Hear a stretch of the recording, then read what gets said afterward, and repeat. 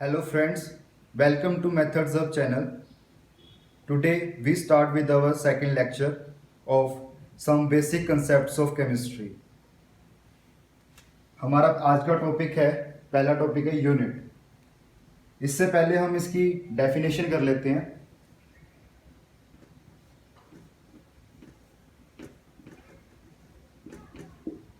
A quantity chosen, ठीक है, as a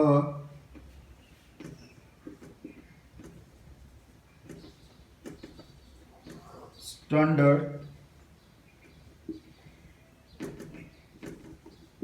in which other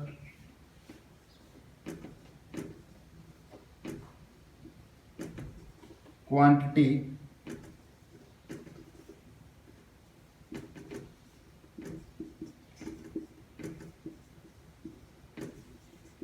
may be expressed.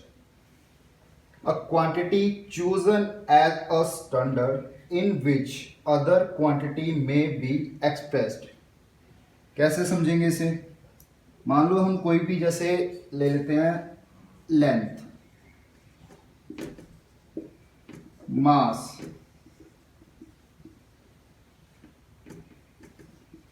Area.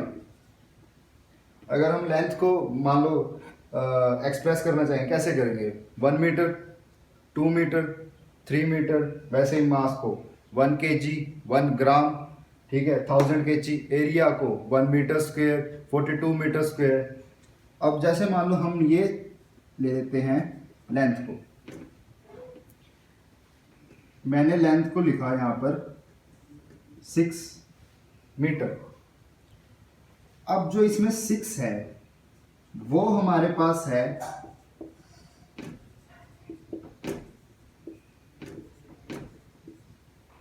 Numerical value, और जो metre है ये हमारी क्या है? यूनिट. ये एक स्टैंडर्ड यूनिट है, ठीक है, जिसमें हम जैसे बिल्डिंग को अगर मान लो नाप रहे हैं, 20 मीटर की बिल्डिंग होगी, ठीक है, 30 मीटर की बिल्डिंग होगी. इसमें क्या कॉमन क्या है? मीटर. 20 और 30 तो कॉमन नहीं है, मीटर ही कॉमन है. तो वो क्या चीज़ है? वो स्टैंडर्ड लिया है हमने. ये ही स्टैंडर्ड चीज़ है जिसे हम यूनिट कहते हैं. अब हमारे पास क्या है? हमने स्टार्ट में क्या हुआ था कि हमने 3 चीज़ें एज अ फिजिकल क्वांटिटी ली थी. Length,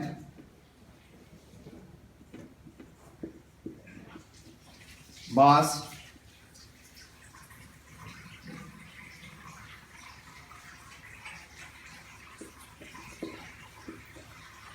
time. लेंथ, मास और टाइम, ये 3 चीज़ें हमने स्टैंडर्ड ली थी. उसके बेसिस पे हमने डिफरेंट सिस्टम्स बनाए थे, ठीक है.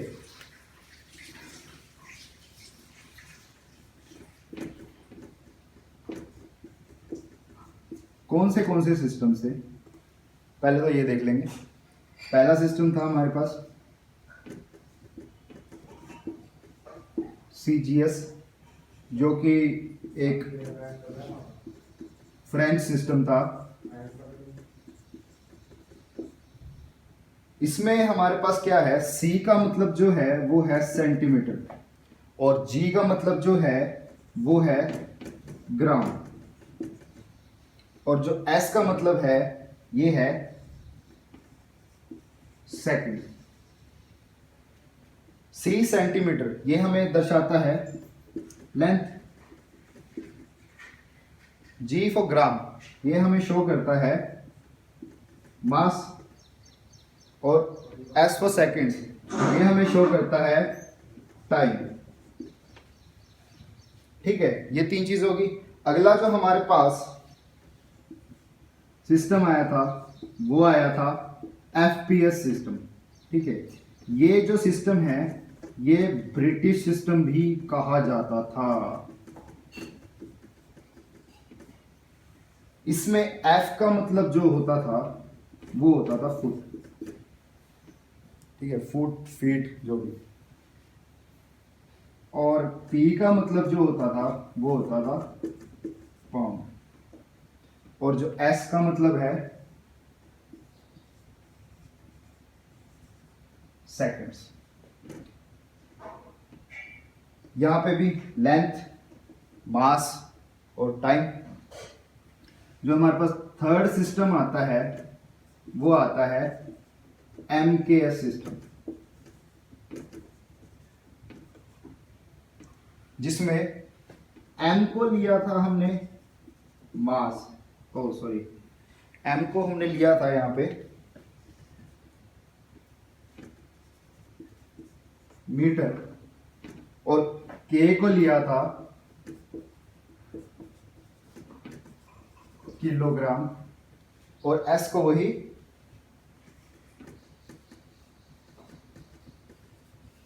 सेकेंड्स। ठीक है, ये हमारे पास 3 सिस्टम थे, ये हमारी यूनिट की डेफिनेशन है। अब हमने जो पीछे सिस्टम किए हैं उसमें क्या है, सिर्फ 3 चीजें ली गई हैं, मास, ठीक है, लेंथ और टाइम। अब इन्होंने क्या किया, ये कम फिजिकल क्वांटिटीज ली थी, तो इन्होंने एक और नया जो बनाया जिसका नाम था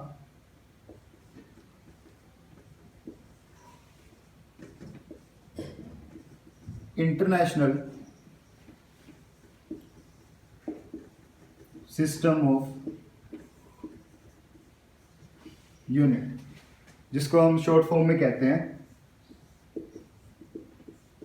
SI unit, international system of unit. इसमें क्या था, इन्होंने 7 बेस यूनिट लिए। कितने लिए? 7 बेस यूनिट। जैसे हमारे पास सिमिलर, पहले 3 तो सिमिलर है हमारे पास, लेंथ जिसको हम सिंबल L से डिनोट कर सकते हैं, और इसका जो यूनिट थी वो थी मीटर, जिसकी सिंबल होगी M। दूसरा हमारे पास जो था मास, जिसका सिंबल होगा M, और इसकी जो यूनिट है वो है किलोग्राम,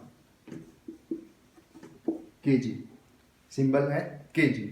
अगला हमारे पास है टाइम, टाइम का सिंबल है T, और यूनिट है सेकंड, SEC भी लिख सकते हैं, सिंपल S भी लिख सकते हैं, ठीक है, इसके सिंबल में। अगला जो हमारे पास आता है वो आती है थर्मोडायनेमिक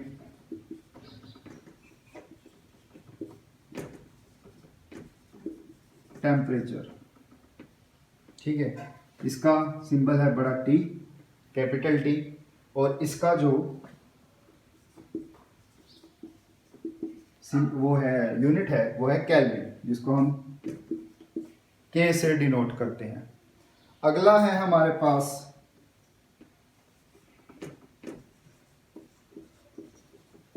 अमाउंट ऑफ सब्सटेंस, जिसको हम डिनोट करते हैं N से, और इसकी यूनिट होती है मोल, जिसको शॉर्ट सिंबल लिख सकते हैं MOL। ये हम आगे पढ़ेंगे आगे लेक्चर्स में। लास्ट जो है हमारे पास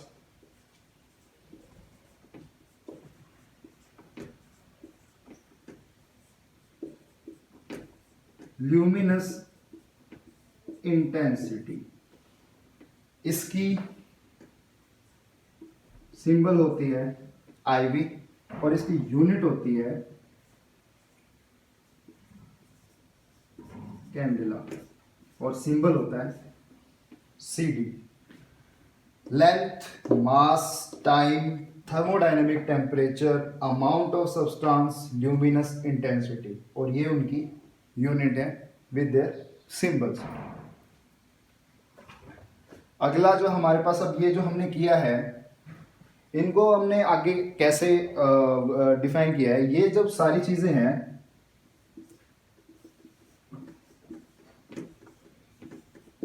these are called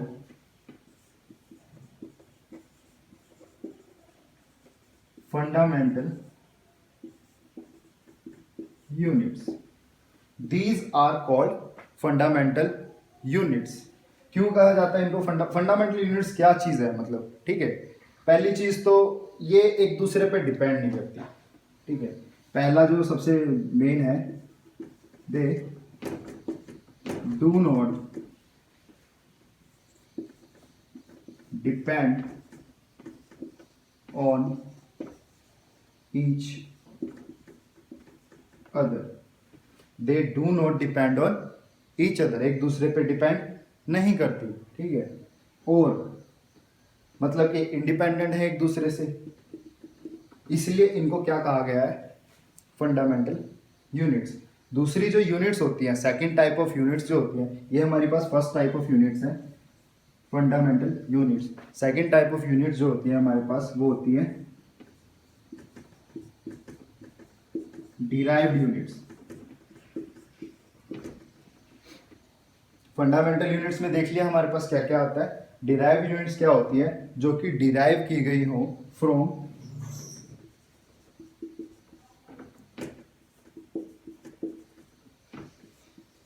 fundamental units. Fundamental unit से जो डिराइव की गई हो उन्हें हम कहते हैं डिराइव्ड यूनिट्स। कैसे है?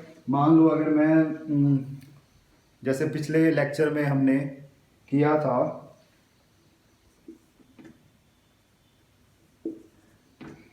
डेंसिटी, ठीक है। इसमें क्या है? डेंसिटी में मास अपॉन वॉल्यूम है, मास अपॉन वॉल्यूम है।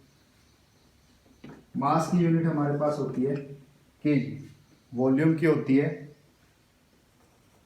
मीटर क्यूब, ठीक है।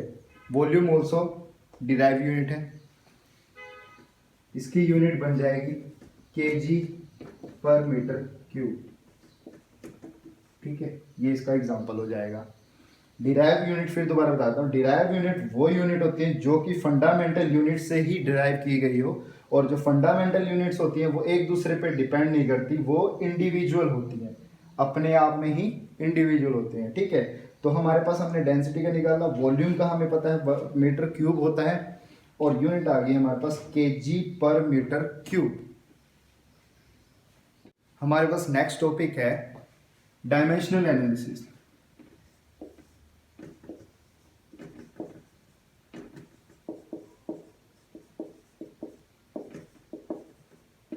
डायमेंशनल एनालिसिस क्या चीज है? मेनली ये है यूनिट कन्वर्जन। हमने एक यूनिट को दूसरी यूनिट में कन्वर्ट कैसे करना है। इसमें हमारे पास जो मेन यूज होता है वो होता है यूनिटरी मेथड। छोटी क्लासेस में किया है हमने यूनिटरी मेथड, ठीक है। इसमें कैसे, क्वेश्चन करके दिखाता हूं कैसे करना है। 2 डेज को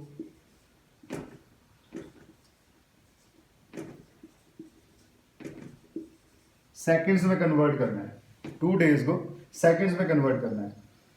अब जैसे हमें पता है कि 1 day is equal to 24 hour and 1 hour is equal to 60 minutes and 1 minute is equal to 60 seconds. 1 day is equal to 24 hour, 1 hour is equal to 60 minutes, and 1 minute is equal to 60 seconds. पहले ये देख लेते हैं कि unitary method use कैसे हो रहा है, फिर मैं पूरा सॉल्यूशन करके दिखाऊंगा। मान लो अगर मैं देखता हूं यहाँ पे 1 डे 24 आवर के बराबर है, ठीक है, सिंपली समझना है। 1 डे जो है 24 आवर के बराबर है, तो क्या होगा यहाँ पे 24 आवर बाय 1 डे, यही कहते थे यूनिटरी मेथड में, ठीक है। प्रॉपरली नहीं यूज होगा ऐसे जैसे आप सोच रहे, ये साइंस की तरह यूज होगा। तो हमारे पास 2 day is equal to 2 days into 24 hour by 1 day. हम यहाँ पर क्या करेंगे, यूनिट काटेंगे। कैसे काटेंगे, डे से डे कट जाएगा, डे से डे कट जाएगा तो 2 इंटू 24 आवर 24 हो जाएगा, ठीक है, 48 आवर हो जाएगा। ऐसे ही हमने बाकियों के साथ करना है। कैसे, 2 days into 24 hour by 1 day, ठीक है। अब यहाँ पे हमारे पास डे टू डे कट जाएगा। अब हमने आवर को कैंसिल आउट करना है, तो यहाँ पर आ जाएगा 1 आवर इसके बराबर है 60 मिनट्स। 1 आवर किसके बराबर है, 60 मिनट्स। वहीं हमारे पास क्या हो जाएगा, 1 minute, minute to minute cut जाएगा, ये किसके बराबर हो जाएगा 60 सेकंड्स के। यूनिट काटना शुरू करते हैं, डे टू डे,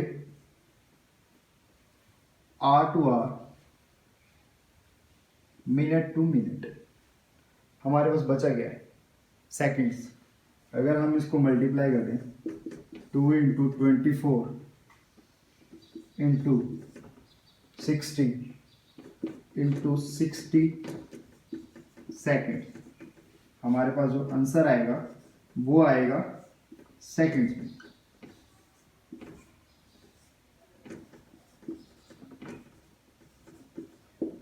हमारे पास जो आंसर आएगा वो किस में आएगा, सेकंड्स में आएगा। अब हमारे पास अगला क्वेश्चन जो है ये आप ट्राई कर सकते हो। पहला क्वेश्चन है 1 litre to metre cube. 1 litre को मीटर क्यूब में चेंज करना है। यहाँ पे बता देता हूं मैं, 1 litre is equal to 1000 centimetre cube. Important है, 1 litre is equal to 1000 centimetre cube. अगला क्वेश्चन है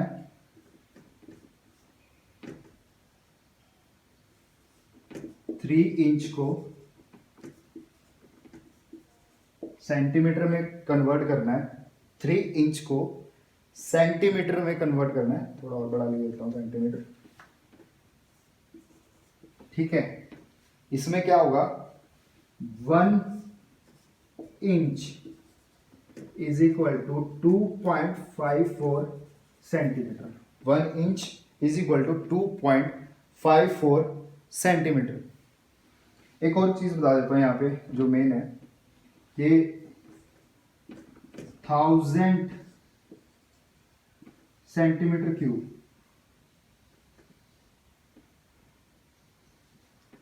1000 centimetre cube is equal to 1 decimetre cube. 1000 centimetre cube is equal to 1 decimetre cube. ये हमारा टॉपिक खत्म हुआ, डायमेंशनल एनालिसिस, और इसी के साथ यूनिट खत्म हुई। लेकिन अगर किसी को भी यूनिट कन्वर्जन नहीं आता हो, जैसे किलोमीटर को मीटर में चेंज करना, या किलोग्राम को ग्राम में चेंज करना, या सेंटीमीटर में चेंज करना, तो वो कैसे करेंगे, वो इस टेबल की वजह से कर लेंगे। इजी हो जाएगा आपके लिए। के हेक्टो डेका, एम या जीएम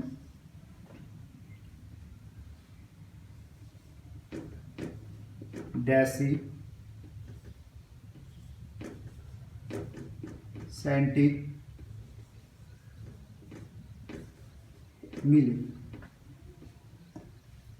इसको के को हम किलो लिख लेते हैं ताकि आपको समझ आ जाए। किलो, हेक्टर, डेका, मीटर या ग्राम, डेसी, सेंटी और मिली। इसमें क्या है, किलोमीटर हो सकता है, किलोग्राम हो सकता है, जिस हिसाब से भी यूनिट दे रखी है उस हिसाब से कन्वर्ट कर सकते हैं। अब इसको अगर मान लो मैंने कन्वर्ट करना है कि 1 किलोमीटर,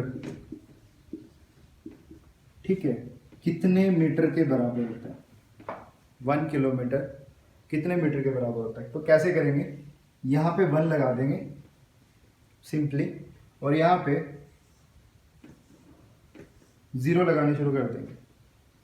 यहाँ पे 1 लिखा और यहाँ पे 0 लगाने शुरू कर देंगे। तो यहाँ से हमें क्या पता लगा कि 1 kilometre is equal to 1000 metre. Simply एक और है, अगर मैं 1 किलोमीटर को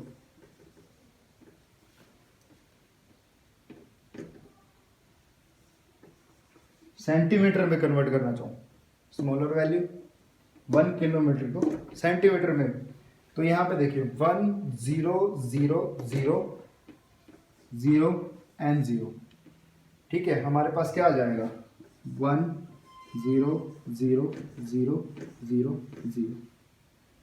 1 kilometre is equal to 1 lakh centimetre.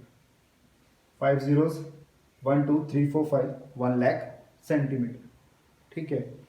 यहाँ पे हमारे पास ये यूनिट कन्वर्जन प्रॉपरली खत्म हो गया है। अब हमारे पास अगला टॉपिक जो है वो है mass and wait.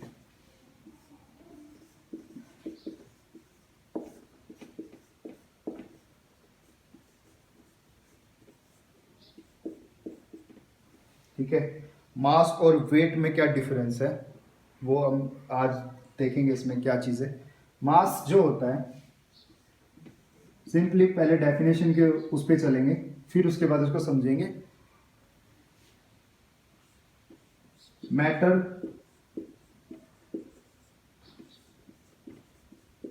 Contained in any object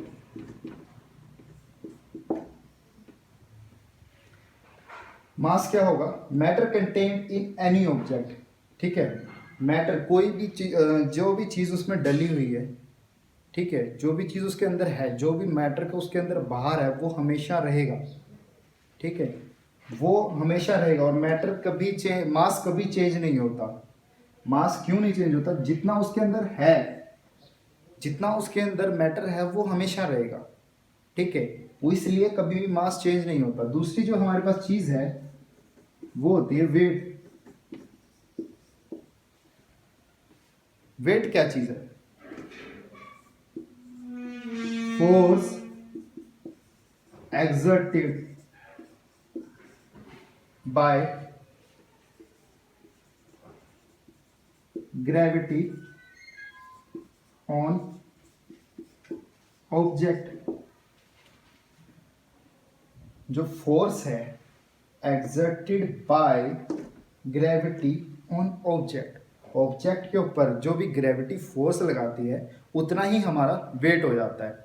मास में क्या होता है, मास जो है हमारे अंदर जो मैटर कंटेंट है वो मास कहलाता है। जो फोर्स लगाती है ग्रेविटी, ठीक है, वो हमारा वेट हो जाता है। अब इसको कैसे समझेंगे, ये थोड़ा सा कैसे समझेंगे इसको, देखिए ग्रेविटी के ऊपर ही समझते हैं इसको।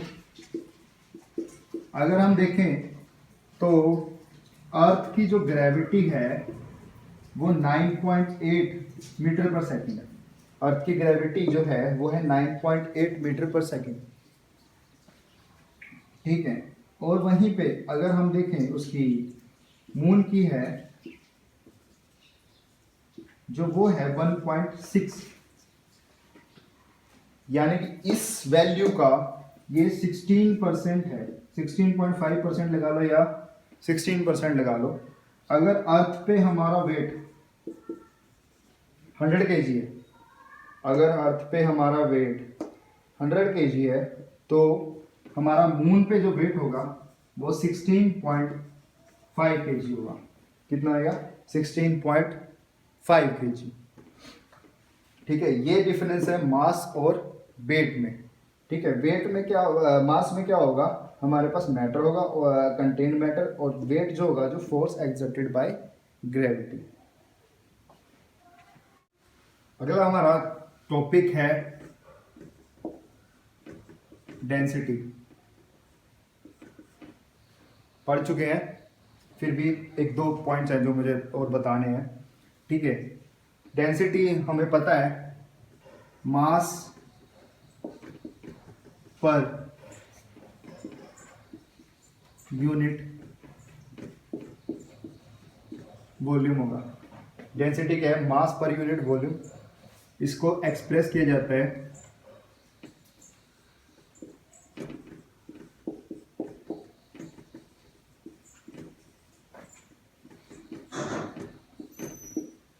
रो रो के उसमें, और इसका जो हमारे पास फॉर्मूला बन जाता है वो यही होता है, as we know, mass upon volume. ठीक है, अब यहाँ पे हमारे पास जो मास की जो यूनिट है वो होती है केजी, और जो हमारे पास वॉल्यूम की जो यूनिट होती है वो होती है मीटर क्यूब।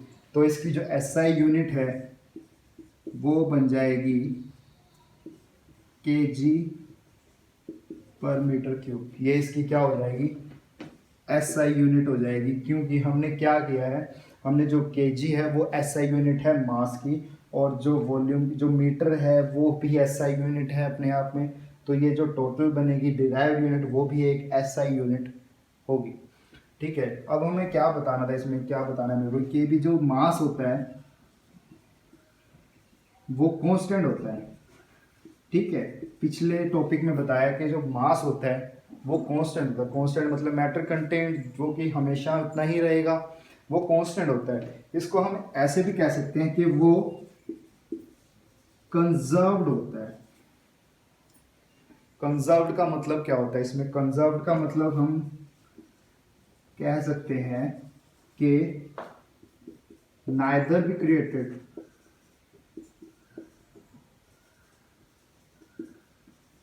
ठीक है नॉर बी डिस्ट्रॉयड।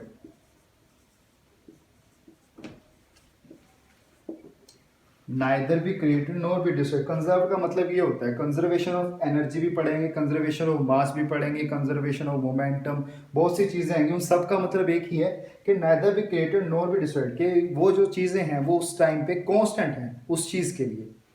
ठीक है, ये सिर्फ एक दूसरे के उसमें क्या करते हैं। अब अगली चीज जो है हमारे पास, मास जो है वो कांस्टेंट हो गया, तो हमारे पास जो प्रोपोर्शनैलिटी का साइन मैंने जो बताया था वो समझेंगे। प्रोपोर्शनैलिटी का साइन है ये,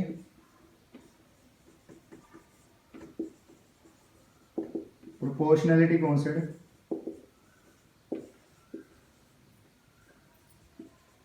ठीक है, अगर हम मान लो डेंसिटी, अगर वॉल्यूम को बढ़ाएंगे तो डेंसिटी घट जाएगी, यही बताया था मैंने।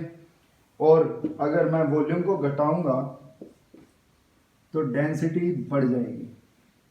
पहले जो करा था हमने, ठीक है, सॉलिड लिक्विड गैस में यही बताया था कि डेंसिटी बढ़ेगी तो वॉल्यूम बढ़ेगी तो डेंसिटी घट जाएगी, वॉल्यूम घटेगी तो डेंसिटी बढ़ जाएगी, वाइस वर्सा हो जाएगा। ठीक है, अब वो क्या चीज़ है, मान लो अगर मैं इसको ऐसा समझते हैं कि ए जो है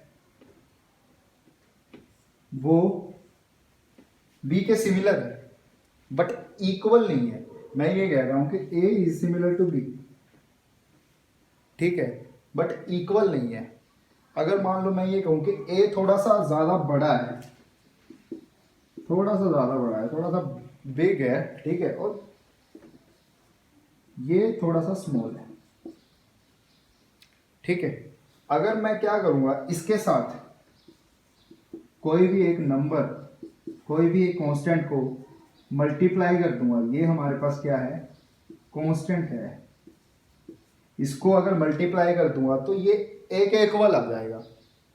ठीक है, इस के को हटाने के लिए हमने यहाँ पे प्रोपोर्शनैलिटी साइन लगा दिया कि भाई ये दोनों सिमिलर हो सकते हैं, लेकिन कोई कांस्टेंट को मल्टीप्लाई करना पड़ेगा हमारे को इसके साथ, तो ये एक इक्वल आ जाएगा। ठीक है, अब कैसे करेंगे, मान लो जैसे इसमें क्या चीज़ है, इसमें हमारे को क्या लगता है, जैसे मान लो मैं ए को बढ़ा रहा हूँ,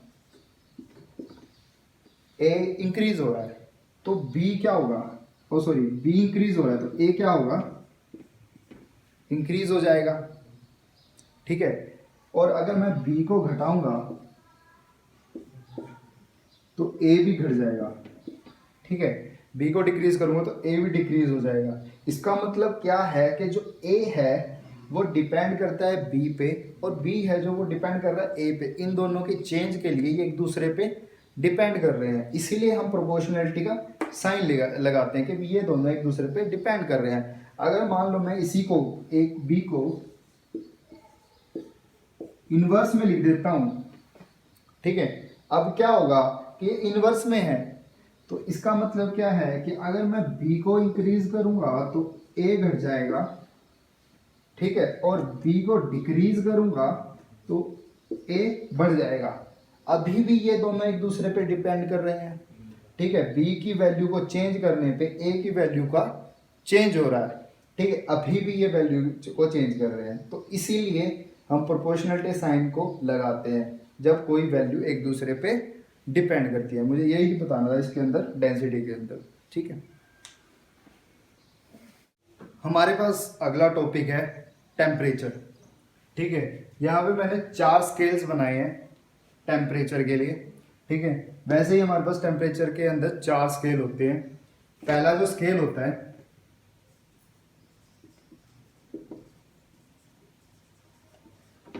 केल्विन स्केल, सेल्सियस स्केल,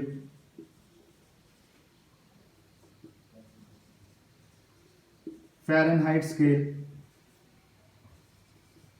और ये जो 4th स्केल है ये है रैंकाइन स्केल। ठीक है, अब हमारे पास इन स्केल्स में ये टेम्परेचर बहुत इंपॉर्टेंट चैप्टर कह लो है हमारे पास। कैसे है कि हमें आगे तक ये कन्वर्जन आती रहेगी कि सेल्सियस को केल्विन में चेंज करो या फ़ारेनहाइट को सेल्सियस में चेंज करो। ठीक है, ये स्केल ज़्यादातर पढ़ाया नहीं जाता। ये स्केल इसलिए पढ़ा रहा हूँ क्योंकि हमारे पास जो है कंपटीशन लेवल की भी हम तैयारी कर रहे हैं। ठीक है, तो इसके लिए हमारे पास ये होना चाहिए। ठीक है, हमें इस चीज़ की नॉलेज होनी चाहिए कि ये अगर क्वेश्चन आ जाए तो इस चीज़ की नॉलेज होनी चाहिए हमारे पास। ठीक है, तो सिंपल पहली जो हमारे पास चीज़ है हम क्या करेंगे,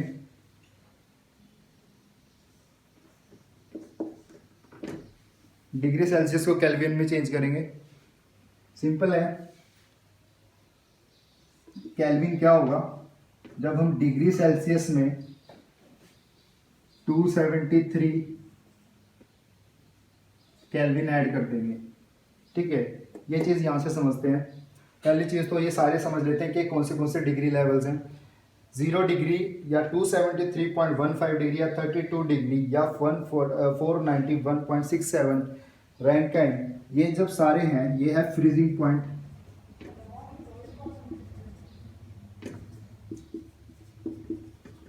ठीक है, पता है ये सेल्सियस में देखें तो 0 डिग्री सेल्सियस में बर्फ जमनी शुरू हो जाती है।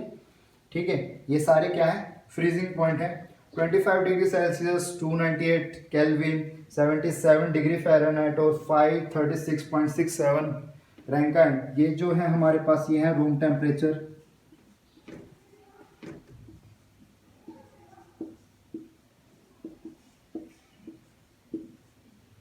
ठीक है, अगला है हमारे पास 37 डिग्री सेल्सियस, 310 केल्विन, 98.6 फ़ारेनहाइट। ठीक है, जो थर्मामीटर में हम देखते हैं, और 547.87 रैंकाइन, ये है human body temperature.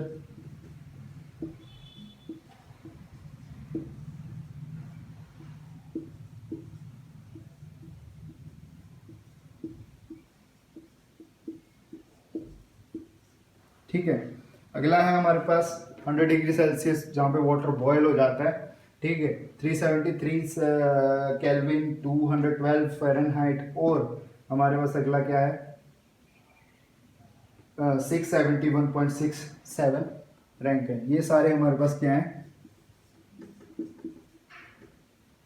Boiling point.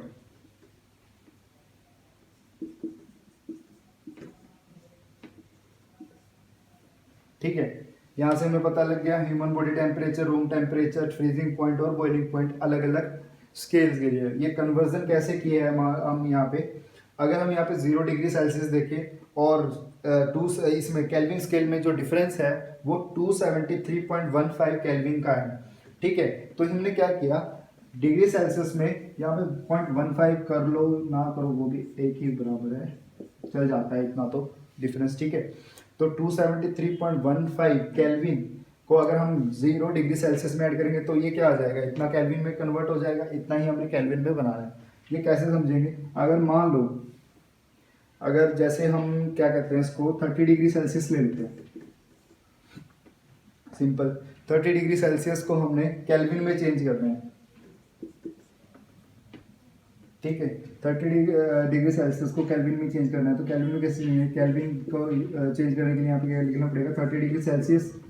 ठीक है, डिग्री सेल्सियस 30 डिग्री सेल्सियस यहाँ पे लिखना पड़ेगा और यहाँ पे लिखना पड़ेगा 273.15 केल्विन और सिंपली 273 केल्विन। ये हमारे पास आ जाएगा 303.15 केल्विन और यू कैन से 303 केल्विन।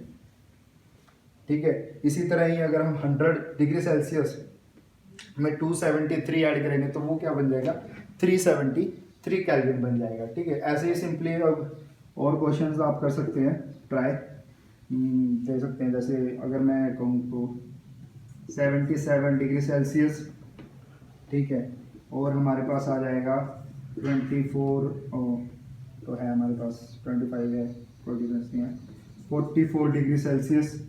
ठीक है, ये आप कन्वर्ट करके देख सकते हो और आपको ये टॉपिक अगर समझ आ गया है तो ये आप इजीली कर लोगे। डिग्री सेल्सियस को केल्विन में चेंज करना तो सीख लिया, अब हम करेंगे डिग्री सेल्सियस को फ़ारेनहाइट में चेंज। डिग्री सेल्सियस को फ़ारेनहाइट में चेंज, उसके लिए हम पहले क्या लेंगे, फ़ारेनहाइट स्केल लेंगे और फ़ारेनहाइट स्केल में क्या होगा, बॉइलिंग पॉइंट को फ्रीजिंग पॉइंट से सबट्रैक्ट करेंगे। ठीक है, फ़ारेनहाइट स्केल में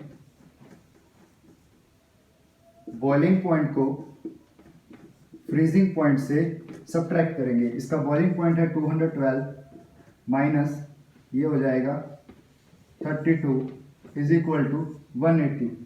अब हम यहाँ पे क्या करेंगे, दूसरी चीज लेंगे, डिग्री सेल्सियस स्केल लेंगे और उसमें बॉइलिंग पॉइंट को फ्रीजिंग पॉइंट से सबट्रैक्ट करेंगे। क्या लेंगे हम, डिग्री सेल्सियस स्केल और इसमें बॉइलिंग पॉइंट को फ्रीजिंग पॉइंट से सबट्रैक्ट करेंगे। यह आ जाएगा हमारे पास 100 degree minus 0 is equal to 100। अब हम क्या करेंगे, degree Fahrenheit to degree Celsius निकाल लेंगे। ठीक है, ये क्या होगा, degree Fahrenheit upon degree Celsius is equal to 180 upon 100। ठीक है, कैंसल आउट करेंगे, यह आ जाएगा हमारे पास 9/5। अब यहाँ पे देखेंगे तो डिग्री फ़ारेनहाइट क्या आ जाएगा, 9/5 ऑफ डिग्री सेल्सियस। ठीक है, लेकिन अभी यहाँ पे स्केल की तरफ देखें तो जो हमारा फ्रीजिंग पॉइंट है, जो लोवेस्ट है 0 डिग्री और 32 डिग्री, इस दोनों में डिफरेंस कितना है, 32 का। अगर मैं 0 to 32 डिग्री निकालूँ तो इसमें कितना डिफरेंस है, 32 डिग्री का। तो यही 32 डिग्री इसमें ऐड कर देंगे, ये बन जाएगा 9/5 डिग्री सेल्सियस प्लस 32। ये हमारा फॉर्मूला आ जाएगा। ठीक है, ये है डिग्री सेल्सियस टू फ़ारेनहाइट को चेंज करने का फॉर्मूला। फॉर्मूला तो हमने डिराइव कर लिया, अब हम उसके फॉर्मूले पे बेसिस क्वेश्चंस करेंगे। 25 डिग्री सेल्सियस को फ़ारेनहाइट में चेंज करेंगे। ठीक है, इससे हमारे पास जो ये है ये भी प्रूव हो जाएगा कि इससे और ये वैल्यू सेम है कि नहीं है। ठीक है, तो हम क्या करेंगे,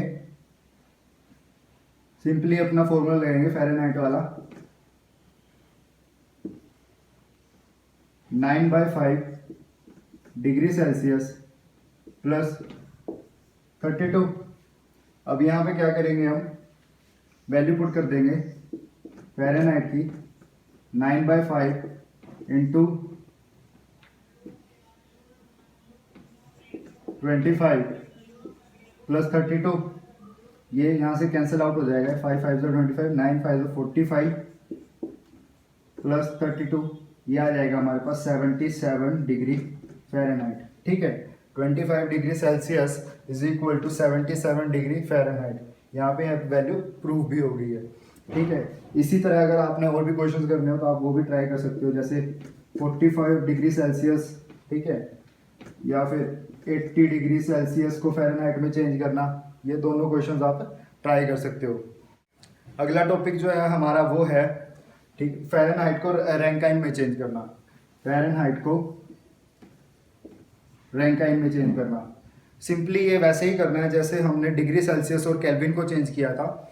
अब यहाँ पे देखो कि जो इन दोनों का डिफरेंस है, अगर मैं दोनों का डिफरेंस ले लूँ 491.67 माइनस 32, ये मेरे पास आता है 459.67, ठीक है।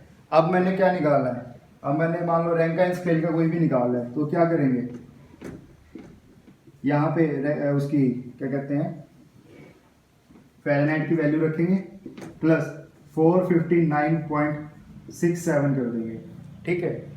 जैसे अगर मान लो मैं 32 में ही ऐड करके देखता हूँ तो ये आ जाएगा 32 degree Fahrenheit plus 459.67 is equal to 491.67।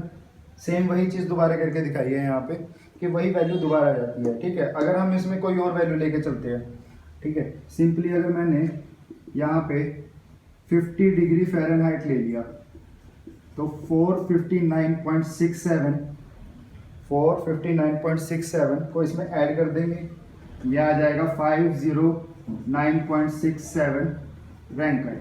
अगला टॉपिक है हमारा डिग्री सेल्सियस को रैंकाइन में चेंज करना। हमें रैंकाइन पता है क्या है, डिग्री फ़ारेनहाइट प्लस 459.67। अगर मैं यहाँ पे डिग्री फ़ारेनहाइट की वैल्यू पुट कर देता हूँ 9/5 into degree Celsius plus 32 plus 459.67, ठीक है। सिंपली लेके चलते हैं 25 डिग्री सेल्सियस लेके चलते हैं तो रैंकाइन क्या आ जाएगा 9/5 इंटू 25 प्लस 32 प्लस 459.67, ठीक है। यहाँ से 5 5 25, 9 5 45 प्लस 32 77 प्लस 459.67। अगर इन दोनों को ऐड करेंगे ये आ जाएगा 536.67 रैंकाइन, ठीक है। सिंपली ये ऐसे ही पुट करना है, सीधा सिर्फ फ़ारेनहाइट के फॉर्मूला पुट करके डायरेक्ट हम वैल्यू निकाल सकते हैं डिग्री सेल्सियस को। अगर आपको कोई निकाल के देखनी है तो डिग्री सेल्सियस 100 डिग्री सेल्सियस को रैंकाइन में चेंज करके देख सकते हैं। आज का लेक्चर यहीं तक था। अगर आपको कंटेंट पसंद आया तो लाइक करें, शेयर करें और सब्सक्राइब करें मेथड्स ऑफ चैनल को। Thank you for watching.